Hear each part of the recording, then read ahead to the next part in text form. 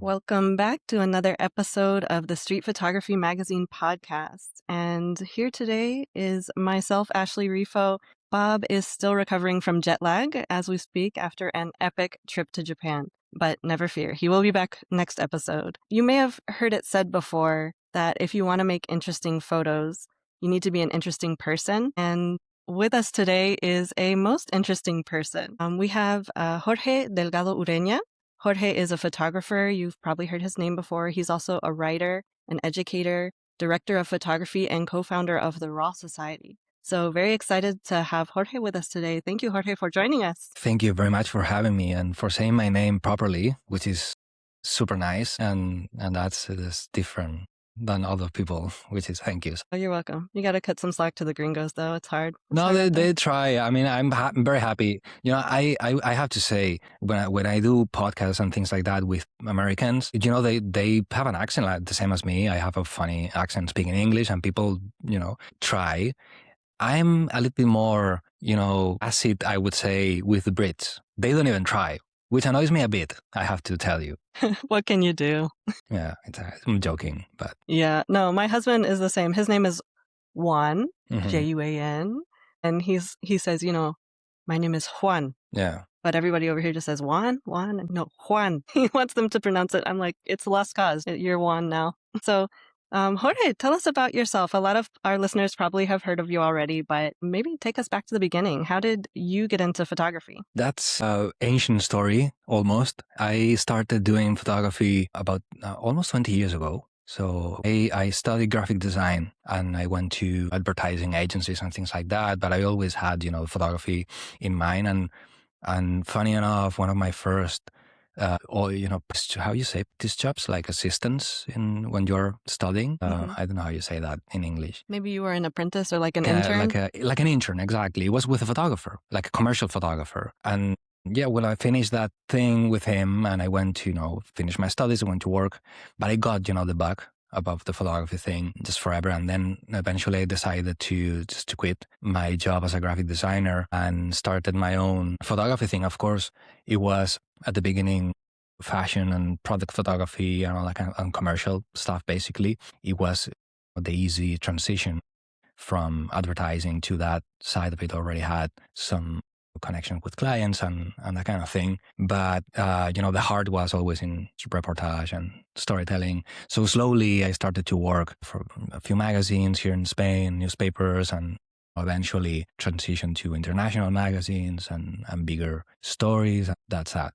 Kind of in the middle of that, decided to start the Raw Society with Christelle, and the rest is, you know, history.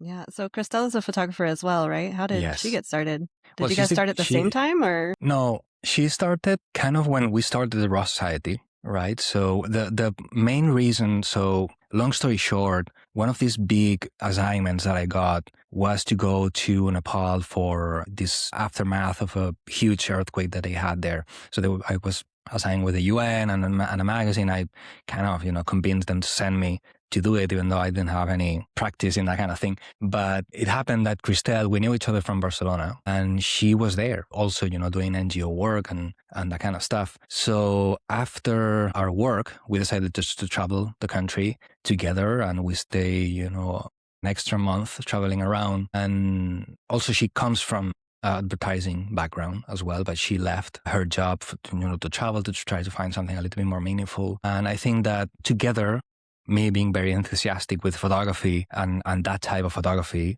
of course, and she having, of course, an idea. She went to Parsons and she knew how to handle a camera and to do photography. I think that you know, we decided to start the Raw Society for doing workshops, trying to show people how to do this type of job in a foreign country, in a weird, you know, funny place. And then is when she took it a little bit more seriously to the photography, because we needed to show to people, you know, the kinds of stuff that we could do, right? So yeah, I think she's more or less that. It's interesting. I liked something I read about the Raw Society.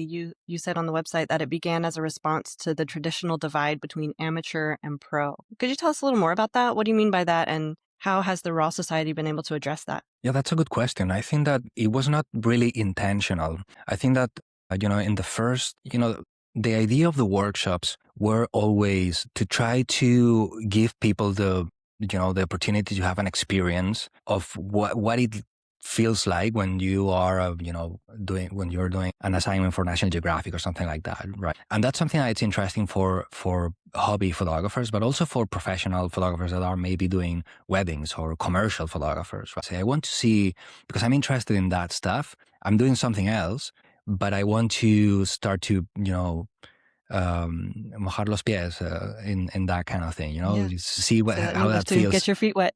Oh, that's right. So I think that because of that, it was not, the workshops are not either very technical in the sense that we're going to learn, exposure and the camera and that kind of stuff. It's not landscape. And we are not going to also be, focusing the whole thing for photojournalists either, right?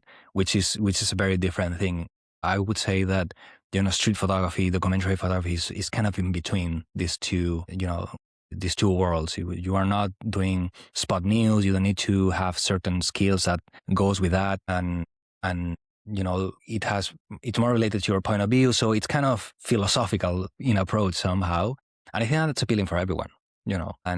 And the community that we evolved and developed, we found that people wanted to have a community no matter where in their journey they were, if that makes sense. So we have people that they have a couple of Pulitzers and they are members of the society, and people that they just started with photography. And I think it's quite interesting because to start.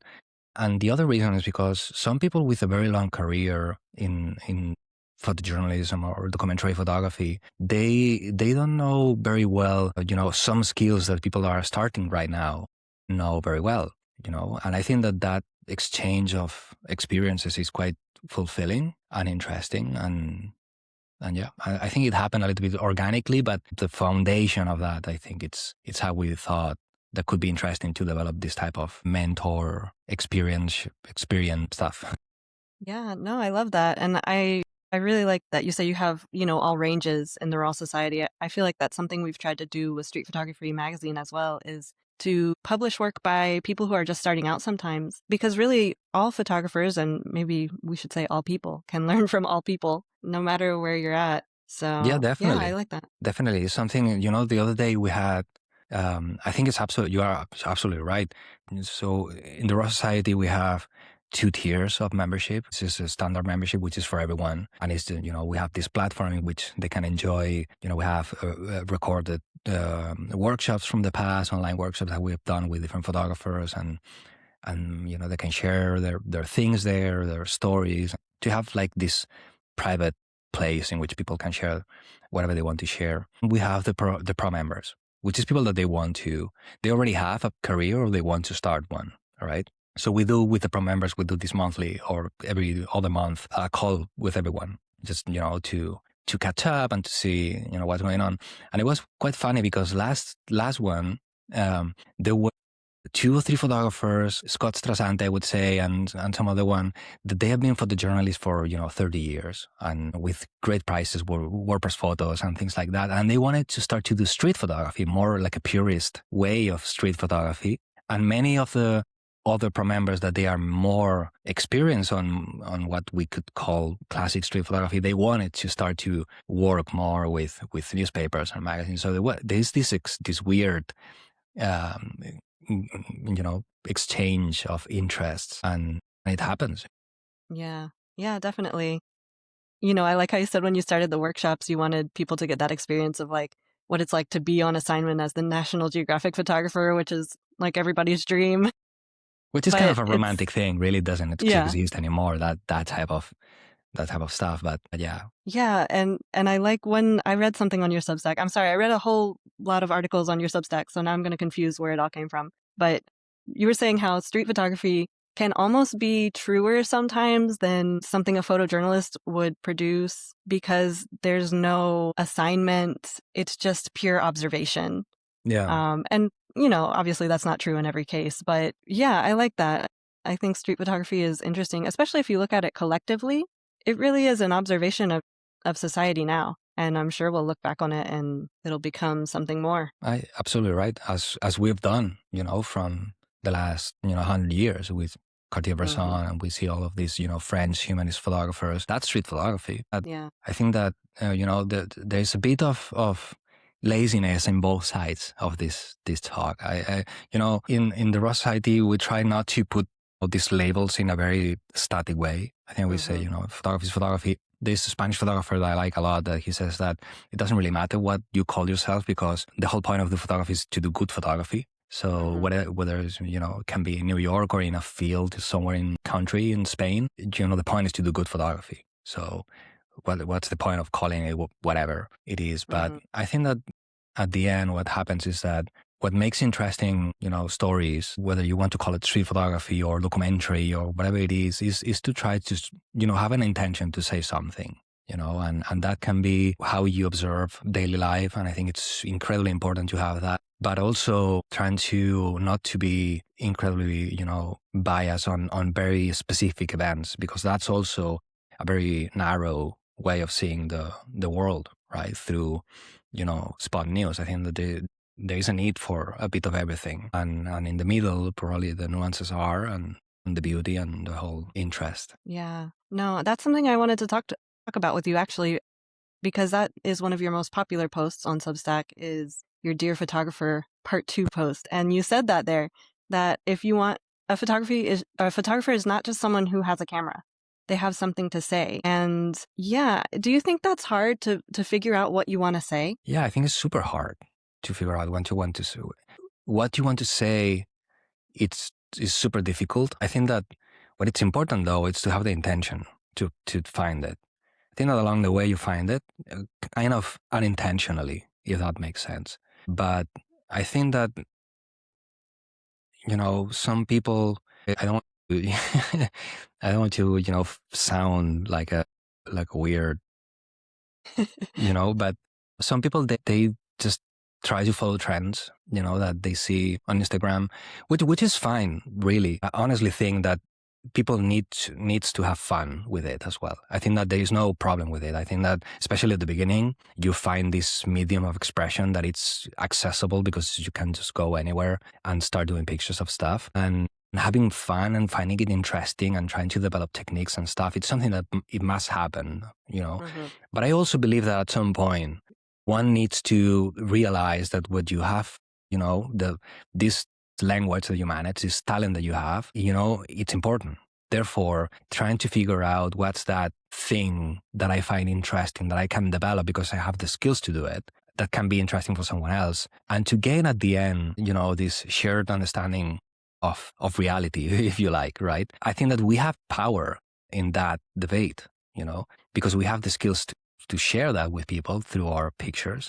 So yeah, I think it's important to try at least to figure out, I would say. No, that makes sense. We just spoke to a photographer. His name is Doug Bruns. He'll be on the podcast later, and he is a fantastic photographer, but he had to step away from social media because he felt like what had happened over time, because it kind of happens gradually, is you start getting trained to want the likes and the recognition on social media. Sometimes you don't even notice. And then what he found in his case was that he would go out and shoot thinking about that instead of enjoying the process of shooting. Shooting, I guess, sounds kind of woo-woo, but, from his heart, what he saw, his perspective, it was kind of affecting his perspective, he felt. So he, got off social media. And I mean, obviously not everybody would need to do something that drastic, but I think you have a point that it's a good place for inspiration and learning, but it's good to have a little bit of balance there too. And use it as for what it is, which is socializing. I think that it's a great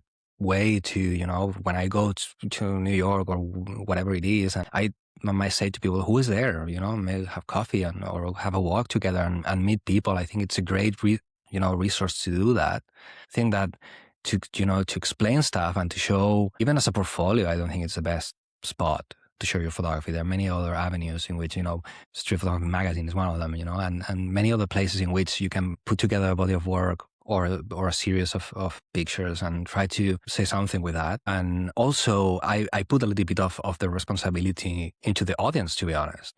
I think that if we try to do it well, I think that the audience needs to be also, honest and willing to look for sophisticated stuff, right? So everybody, we should meet in the middle somehow. Yeah. Yeah. How important would you say, I loved that you talked about this in that post on Substack, that you should, when you have this aim, this intention, and you're developing what you want to say, that a good end result, a good way to really say it is to have a final body of work and to be able to deliver an essay about it. Do you feel like that is a must have? Like you have to be able to produce an essay along with your body of work? Well, depends. If you, for example, my photography, it's storytelling driven. So I'm a very classic photographer. I don't do weird, stuff. I don't do conceptual things or anything like that. I'm I would say, boring photographer. I don't do, So for me, it's fundamental to have a final essay, for example, in which I can explain myself. I can put a bit of context. I have a story to tell, and that can be a little bit more open or a little bit more specific. But there is a story that I want to So my intention with the story is to tell it to someone that is not necessarily a photographer, right? So I need to put something together that is going to make sense to my mom, right? That she doesn't care about Yeah. layers or color I love theory, that. That's a great way right? to check yourself when you write something. Would Yeah, my but that mom exactly. But appreciate this? that's I learned this from a photographer, Samuel Aranda. He's a friend of mine, and when he works a lot for the New York Times, or used to, and he would edit with his mom. So he would show this like a wider edit to his mom to see, what do you see here, right? I think that's so interesting because at the end, um, we can talk about geometry and layers and things like that. But if I show to my mom, let's say, a picture with a bunch of layers and hands and things appearing in the frame, she doesn't care about that. Yeah. She probably will say, "That's what's going on here." It's a lot. Yeah, I was gonna say, in And fact, they might say, "What is yeah, this?" yeah. And it's interesting actually when you do exhibitions and there is a crowd of people that it might be art collectors or things like that. You will see that they tend to look for more simpler things than more complex type of stuff, because it's more, of course, within the aesthetics that they might like, but things that are too photographic in the sense that you and I might enjoy, or people listening, because it's complicated to get or whatever it is, people tend not to like it really. I think it's important to be aware of that kind of stuff. Therefore, when you put together a sequence or some type of body of work, going back to your question of the essay, having that in mind in the sense that, do you want to say something to someone, or you would just want to show off with other photographers? So what's really your point? And I think it's my belief that the point should be to try to say something to people instead of just show off. Yeah. No, I'm behind you. As having been the editor of Street Photography Magazine for so long, we've gotten so many submissions over the years. And, honestly, if someone sends us a photo series with no context and say, "Hey, or here's my website, look at my series."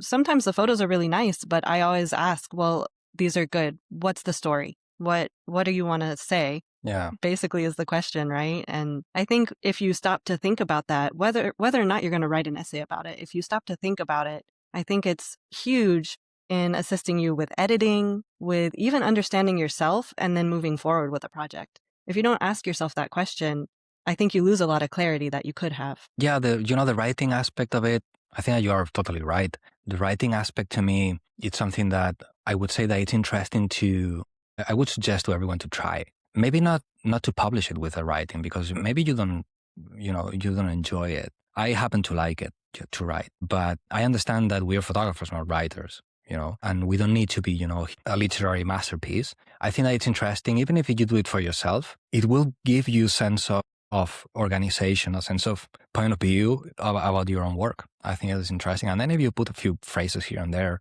in a finished package somehow, I think it would be interesting. But at the very least, you will know how to answer. When someone asks, Ashley says, what is this thing about? At least you will know to say what it's about. And that's Yeah. important. Yeah, it is. And, obviously most photographers they lean more visual. So sometimes writing can be a challenge. But I think you're right, Jorge. I think it's worth, even if you're not going to show what you write to anybody, I think it would help you as a photographer to write down where you see your intent at the moment, what you were trying to do with a project. I think all those things can give you clarity. Yeah, even if it's for yourself, I think it's interesting to have that in mind, Yeah. 100%. And you are an excellent writer. One piece that I really enjoyed was the one you did for the Raw Society, What We Do When the Sky Falls. which you Yeah. worked with several photographers on that one, right? Yeah, that's a story that we did in Ukraine last Mm-hmm. summer. And I went with two other photographers, with Tommy Makowitz and Eric Flood. Both of them are pro members of the society. And we wanted to do different things, but decided to do a joint project in Ukraine during the war and cover different aspects of it. And it was very interesting because one of the things that I wanted to do for that story was, less to photograph and more to write about it. And that's that's why it's so long and so, rambly, the piece. But yeah, it was very interesting to me because I think that when you want to, express yourself about very abstract situations like a war zone, is so surreal, the whole experience, that photographically it's very complicated to capture. It's almost impossible, actually, I would say. I had to, I did a few pictures, but there were many of instances in which I thought it's not photographable. This is something I have to explain to people in words, or explaining to, person to person, because it's not possible to capture certain things, the smells and the sounds and that kind of thing that happens and in those situations. And we were there for 3 weeks, and I think that, we got this interesting piece of what happens in a country that is at war, the fourth year of war. In different parts of the country, we travel along different cities, covering different things during summer, and and to see what's this normal day-to-day daily life, how it is, which is the core of street photography at the end, right? Is how it is day to day in this type of situation, and yeah, it was intense. Yeah, it's a heavy topic, and it sounds like your very lives were at risk at some points. I Yeah. guess my first question is why choose this topic? Why, it sounds selfish, why put yourself at risk? But what was the motivation to go to Ukraine and to document this particularly? Well, different reasons. I think that for my two colleagues, probably they had their own reasons. For me, I would say that my work, since I've done most of the stories that I do, are related to, somehow, loosely speaking, to my own culture, right? As a preamble, I would say that I'm trying always to see how the footprints of my own culture, they spread, through the world. And we have plenty of years to go to the Middle East and to North Africa, to Latin America. And you still can, and, you can see that, even in Florida, where you are, there's Mm-hmm. plenty of, the first city in the States, it's Yes. actually founded by Spanish in Florida. Yes, my brother lives in that city. Nice, that's amazing. I'm Yeah. only about an hour away. That's amazing. Which is, by the way, there is some incredible stories about Menorcans in Sonoma. I'll have to check that out. I And haven't got into that it's an history. incredible story. And there is about 40,000 descendants of Menorcans in there, that they celebrate the Menorca.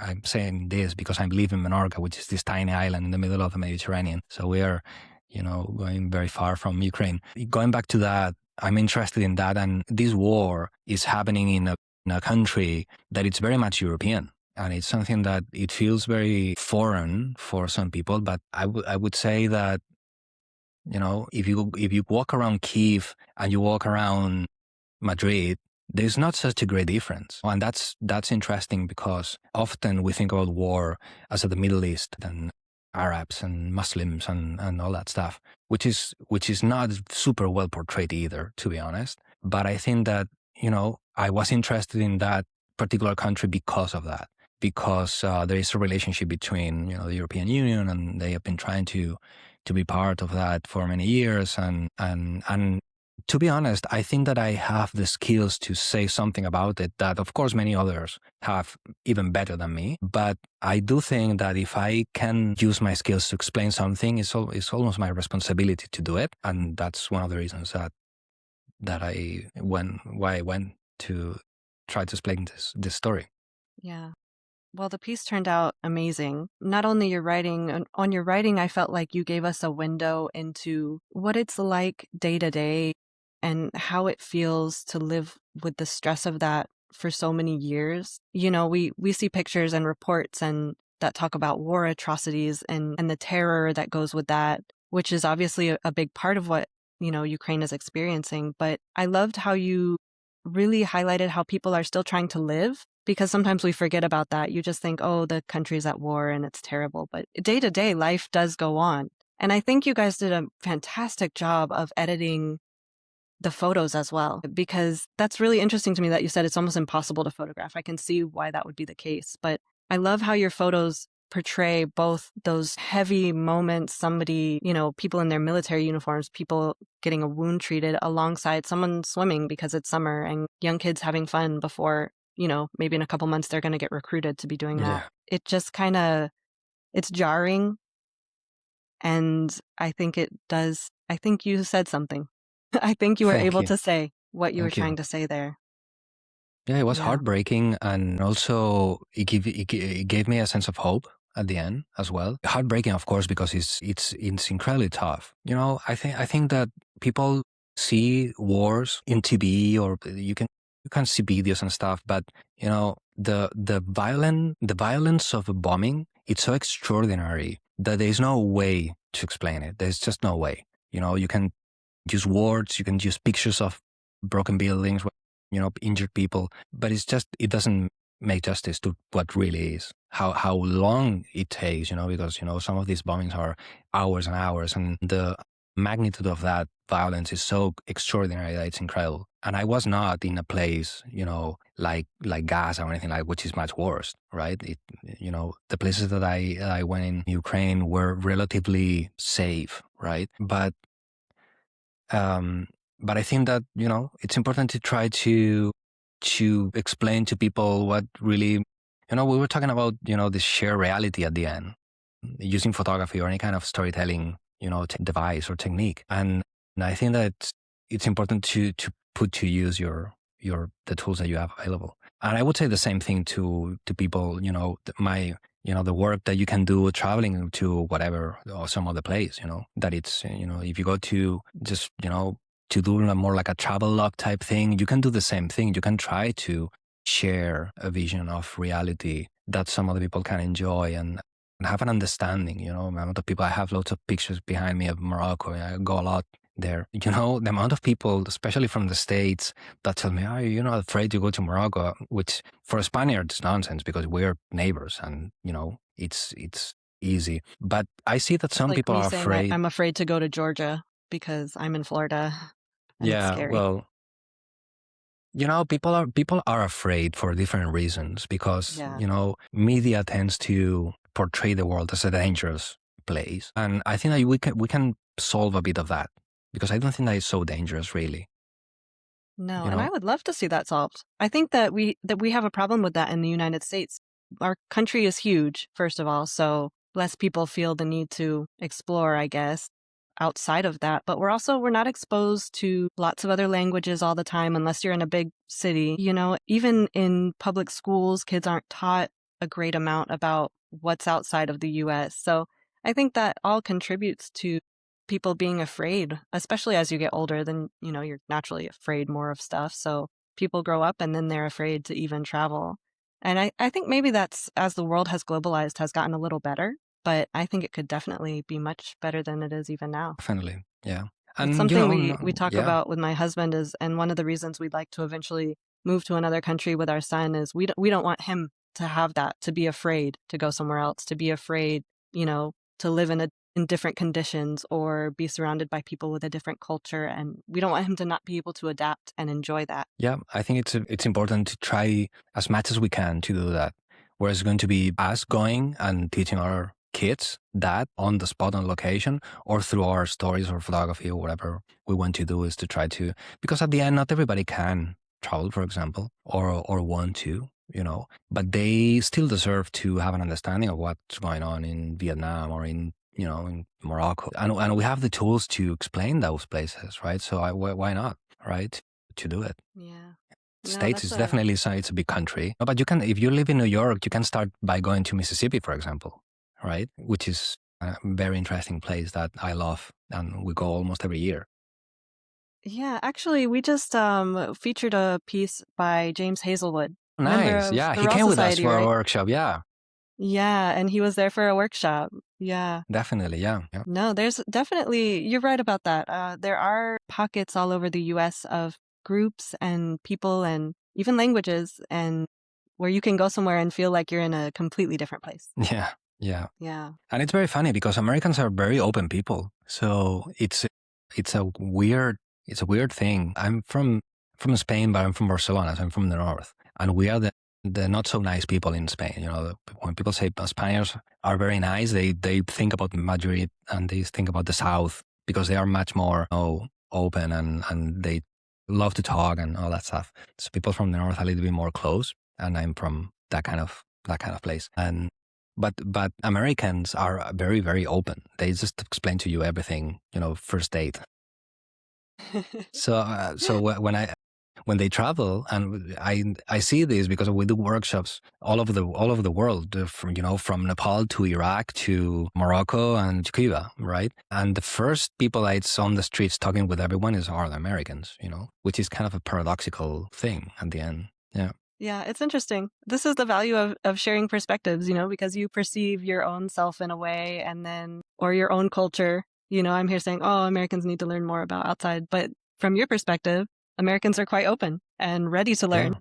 Yeah. They are ready. I think that they don't do it sometimes because of different circumstances. Some people don't have the means to do it, or whatever it is, or don't have the time, right? So, yeah. But definitely ready. That's for sure. One good point. Yeah. So yeah, I just wanted to tell you. I know we've gone all over the place, but yeah, I really appreciated that piece from Ukraine as well. Thank you. So now you have something very big coming up, which is the Raw Society Festival. Yeah. How did that come about? I know that's a ton of work. What made you decide to go ahead and do that? Well, I think that this is, a little bit for context, how we operate in the Raw Society. Who is really smart and intelligent and knows how to do stuff is Christelle, okay? But I sometimes have these crazy ideas, like let's do a magazine or let's do this and that. And then she has to pull it off. I wouldn't know how to do it. This time, she was the one with the crazy idea of the festival, because I was a little bit more skeptic, to be honest, because it's such an incredible, it's a huge thing. It's a very big endeavor. The logistics are crazy. It's a lot, but I think that she did it, and it's like, okay. So when she told me, I said, okay, I don't know how you're going to do a festival. Because of course, when we think about this kind of stuff, we think very big. And we said, okay, we need to get, the best photographers, we need to get the best venues, and need to make, a great big deal of it. And I thought, okay, let's see what happens. But then it started to happen, right? So, and it was going to be from the 7th to the 11th of May. And we're taking over a whole town of Alayor, which is, relatively small town, 10,000 people. And we're going to have 24 exhibitions in different spots of the town. Some of them are going to be outside in the streets. Some of them are going to be inside places, galleries, and, private homes and places like that. Oh, wow.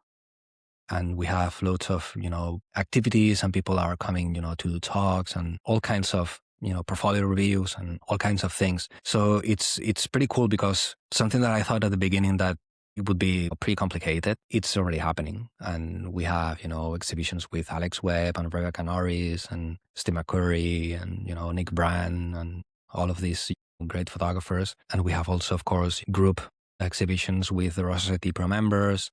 We have John Stanmeyer coming and Ed Kashi, all of these great names and incredible projects. And yeah, we're very happy because the whole thing and the whole response from people is being pretty great. We have loads of people registered. So if you are thinking about coming, I have to say that you can come for free. So, I mean, you have to pay the flights and the hotel or whatever you want to stay, but the entrance is free unless you want to participate in the things. Of course, if you want to go to the vernissage of the openings of the exhibitions and the talks and all that stuff, there is 60 euros for the 4 days. And you have access to all of that stuff, in which, as I said, includes all the openings of the exhibitions, all the talks. We're going to have a very cool debate between me and a photographer that is an artist, and we're going to debate if photography is art or not. We already decided. I think it's it's kind of funny because he's an artist and I'm not. We already decided that we want to get angry a little bit for the show because we're friends, really. But it's going to be quite interesting because we do really have this debate, every month, and I think it's cool. It's a great thing to debate. It is something that, especially if you're surrounded by photography for a long time, sometimes you step back and you say, what really is this? Yeah. Does this really matter? Is this really art? Yeah, I feel it's like a good that question comes up every Yeah. now and again. It does comes up, and I think that it's interesting. Even strategy wise, it's interesting to think about it for yourself. Mm-hmm. Yeah. For people that are starting, I often tell them you have to think about if you're going to be an artist or you want to be an author, because there is a difference. And an artist doesn't need to say anything at the end. It's just it comes from the heart, or whatever we want to call it. This is my opinion, of course. We'll see what happens in the debate, because this guy, has pieces in the MoMA in New York and all that, so he's a big deal. So we'll see if maybe he destroys me. We'll use this podcast to try to get as many people as possible on your side beforehand. Please. Yeah, because he's a big deal. But you have to tell us, what are you arguing? Are you arguing that it is or that it is not? I would argue that my type of photography, which is documentary, adjacent documentary photography, street photography, whatever we want to call it, is not art, and it shouldn't be art either. This is my position here. I don't know if we're going to be able to convince everyone to be I on think your that side. I think that if you want to say something, the intention of in my mind, this is of course the intention is what it's key here. And if my intention is to explain something, becomes the body of work or whatever the picture becomes a message. Therefore, it's a very specific intention. I think that with art, you don't need to have that specificity, right? I think with art, you can be much more, abstract. There is an ambiguity. There's much more work from the audience. I think that if I'm precise, people with photography, an audience can have a difference in how they read a story, but it should be within a range, right? Yeah. Because I want to explain something very specific. So you're saying art would only be that thing that you look at that stirs your emotions and creates something different in each viewer. Well, it can be that, but from the perspective of the author of the art piece, it doesn't need to have an intention, is a little bit my point here. So of course the viewer of the piece can see a message there, right, as people do, but the intention of the artist, it doesn't need to be to create a message. It can be whatever. That eventually someone will see it in different ways, right? But if there is too much room to interpretation for a story that I create or that I produce, then I'm doing my job in the wrong way, because I don't want so much room. I want a bit of room for interpretation, in the sense that I want you maybe to be inspired or to feel this type of feelings, right? Of, I want to go to the sand dunes of Morocco just to see what it is, and because I feel that it can be an adventure. That kind of stuff. But when you go through it, I want you to learn something and to find out something, right? Not and if it's too, different, what do you think about it? And then I did my job in the wrong way. Whereas an artist, it doesn't matter what the other person feels, as long as they feel something. Well, that makes sense. I'll have to think about whether or not I'm on your side, but it makes sense. I would expand my argument here when we do the debate. It's a deep topic. It will be longer. That's why it's a full thing. Because I don't think you can decide in the 1 minute that you explain it to us. So so we need to be at that debate. Yeah. Well, so and that's one of the things that we're doing, and some other things, and and it's going to be pretty cool. So I saw that you guys even had an event for children, which I think is amazing. Yeah, we with the whole thing for education at the end, I think it's interesting that with the incredible amount of photography or visual impacts that we have, everybody has, through advertisement and now AI, all that kind of stuff. It's interesting to start to train people as young as they can to learn how to read photography, right? We teach kids to read, language, and photography is language that people use in all places. Politicians use photography, companies, photographers, all kinds of organizations use visual inputs to convince people for whatever they want to convince them, right? So I think it's important to start as soon as you can to teach younger people to understand what that language means and how powerful it is. So there will be this show which is with Cristina de Milo. She's a Spanish photographer, used to be the last president of Magnum, I believe, and she does this very interesting conceptual documentary bodies of work.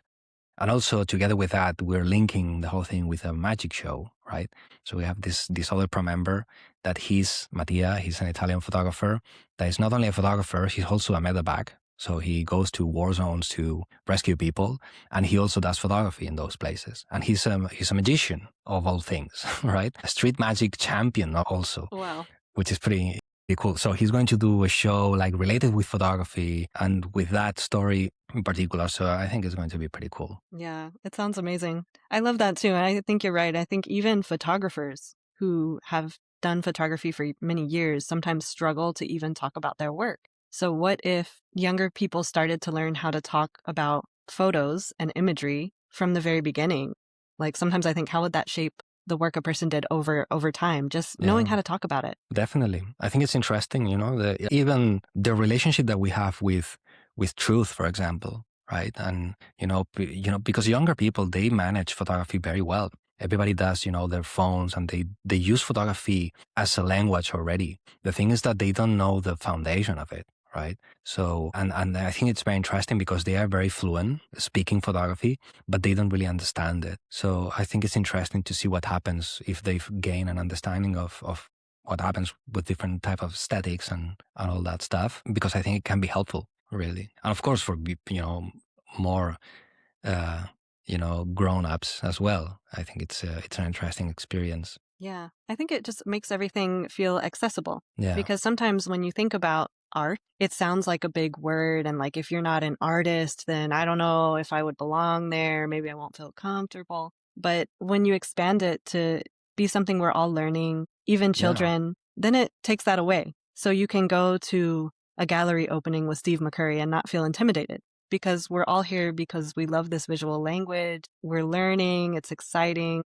I like that. I think it kind of takes away the pressure, the part that might intimidate you Yeah. and make you feel like, I don't know if I belong there. And that's one of the things that we wanted to stress from the beginning with the festival, is that this is a festival that is for everyone. Sometimes photography festivals, for some reason, they are a little bit, for photographers, if that makes sense, right? Big ones and small ones. But if you look at a movie festival, people who go to the festival, the cinema festival, whatever it is, they're not only actors and producers and stuff. People go there to see the movies and to enjoy cinema. Of course, will be people that are interested in that, but they don't necessarily are in the business. Whereas usually photography festivals, you go to ARC or to Visa Publimage or to all of these, festivals, most of people that go there are photographers or people, that are in the business. And that's problematic, because then whoever has a question or wants to understand what it feels to go as a photographer to a war zone, for example,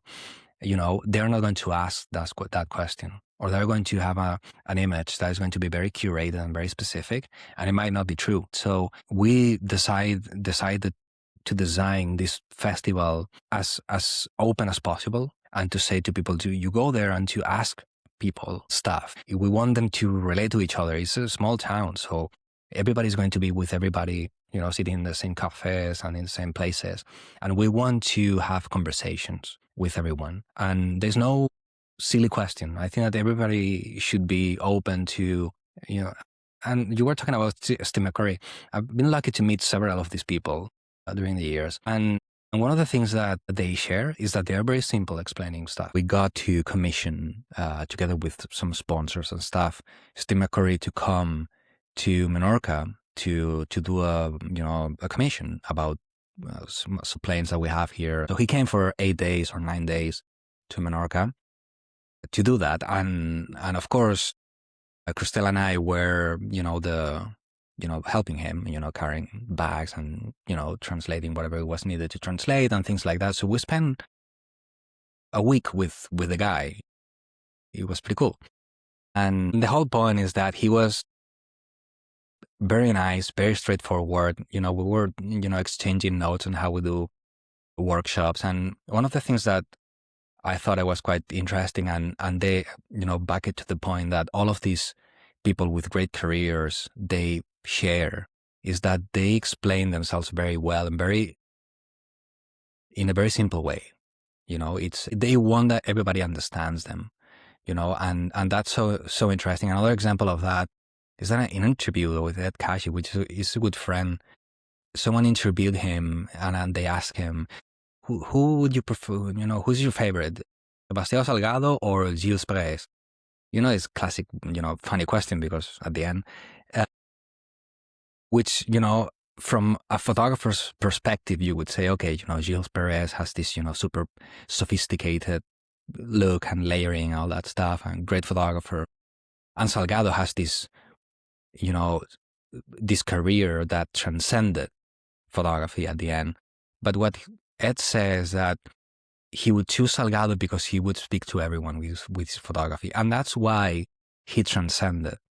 You can ask anyone that is not interested in photography, you can show him a picture from Salgado, or tell them who's a photographer. Salgado and Steve McCurry would be the two that everybody more or less kind of is aware of. And it's because they are simple. They are speaking to everyone, as they say. And I like that, It's not because I think that I will transcend anything, but I think it's beautiful to try, at least. Everybody has the right to not only to be informed and to have this, intentional, way of trying to, share reality, as people call it, but also, to, give to the reader or to whoever is looking a bit of inspiration, a bit of wonder, this romantic idea of going to a weird country and where people speaking in tongues and there's these strange things happening. I think that's beautiful as well. I think that there's space for everything, and yeah. You reminded me, we had a photographer on not long ago who we asked him, he's kind of a hobbyist, but he does really nice work. And we asked him, like, what is this for you? What do you want to achieve with it?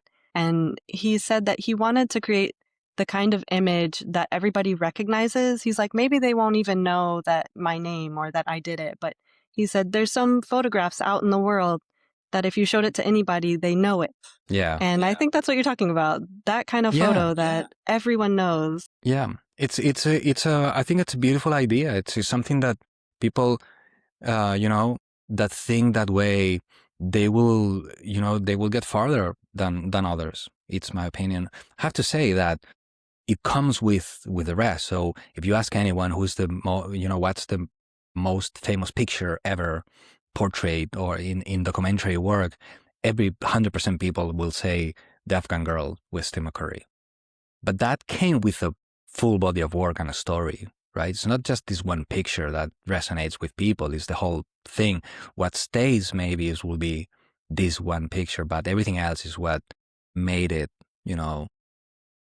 go farther. So again, it's always having in my mind, trying to look for this balance in between a little bit of the beauty, the aesthetics, the geometry of every picture and the technique, if you like, but also that intention behind it that only you know which one is, right? And to try to communicate something with it that if you're lucky, you can achieve it.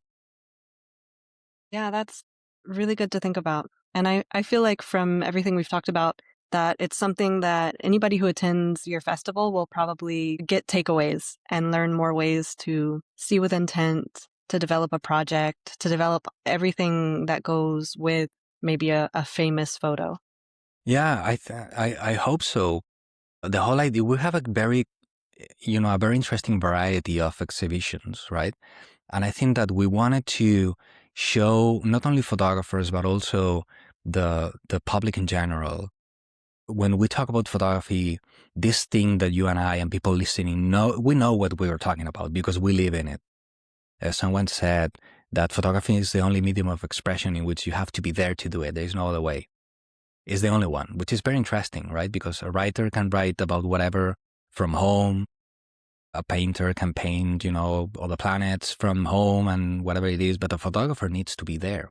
Therefore, that means that as the author of that photography, you're going to experience, the weather, the tension, the drama, the happiness, everything that surrounds that picture that might not be in the picture, but it's part of the context, right?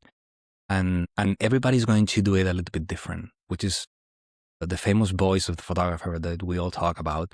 I think it's in that interest that you have, that only you have, and you apply those techniques and those tools to make it something that will mean something for someone else. But everybody does it differently, right? Some people are going to be more straightforward like me, more classic. Some people will be a little bit more sophisticated, or they will use conceptual work or portraiture, and that's the kind of range that we have in the festival. We want people to see that there is no one way to tell stories, that there are several ways to tell stories. And as much as the message it's important, to get through, also the identity of the author that puts there, that context, it will be part of the story in the festival. That's why it's so cool to have a physical, place to share these stories through coffee. When I was doing this and that, and you will see people explaining things and, commenting about their own processes. Yeah, it sounds like it's going to be amazing and something for everyone. And please tell Christelle we are insanely impressed that she has had this crazy idea and is pulling it off. Yeah, it's amazing. Yeah. So I would, hopefully, I don't know if you guys can make it to the festival, but of course you are most welcome to come. And I would suggest that to everyone that's interested, it's free. So you don't need to, if you want to go to the whole, the talks and all that stuff, you have to pay a fee, which is not very high, I think. But otherwise it's free. So you can celebrate this festival with everybody that is going to be there, for free basically. And I think it's interesting and there is some value to that. And it's going to be very, very cool. It's going to be great fun. The weather and the location, we cannot really complain. It's pretty fantastic, I have to say, where we live. And it's going to be a beautiful 4 or 5 days of celebration and sharing and meeting very interesting people. Well, we're excited. There is a tiny possibility that my family and I might be able to attend. We are, as I told you before we recorded, waiting on paperwork, passports and such. Yeah. So we'll see what happens when those come in. But yeah, I know everyone who attends is going to love it. It's going to be amazing. So thank you so much, Jorge. Very happy. Where can everyone find more information about the festival and also find you if they want to learn more about your work? Yes, for the festival, which is more important, you can go to the rawsociety.org and everything is there, which means that you can find everything about the festival is in there, but also the rest of the society for anyone that wants to see what else we do, which is a lot. And if you want to find out a bit of my own work, I would say go to the Substack, which is the Photographer's Journal. Is the only one that it's in Substack for the moment, I think. But if not, you can just put in Substack my name, Jorge Delgado-Ureña, and there you are. I have a mix of, after you saying it, a mix of, proper stories that I've done, ramblings that I call them, these things that I, write with not a lot of grace, and then some things that are a little bit more, for inspiration and for people to, jump into doing things instead of just looking. Excellent. Well, we'll include the links to those in our show notes for anyone who's interested. Highly recommend Jorge's Substack. It's amazing. And thank you again for coming on the podcast with us. Thank you, Ashley, so much for having me. It was super nice.